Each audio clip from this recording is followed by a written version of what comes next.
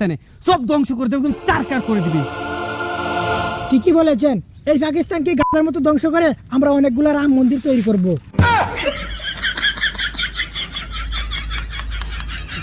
আরে মোদিজি আর শুভেন্দু স্যার, আপনারা এখানে কি করছেন? এ হঠাৎ আমরা তো পাকিস্তানের যুদ্ধ দেখতে আসছি। আরে মোদি পাগলা, তুই পাকিস্তান বর্ডারে আসছিস যুদ্ধ পর্যবেক্ষণ করতে?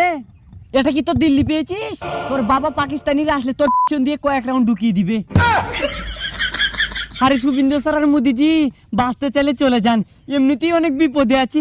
পাকিস্তান বর্ডারে মাথাটা দিলেই সালারা টস করে গুলি করে দেয়। এ ভয় দেখাস নে, আমি দেশের প্রধানমন্ত্রী, তুই আমাকে ভয় দেখাচ্ছিস? সালা পাকিস্তানের ধ্বংস না দেখে এখান থেকে যাচ্ছি না। কি করে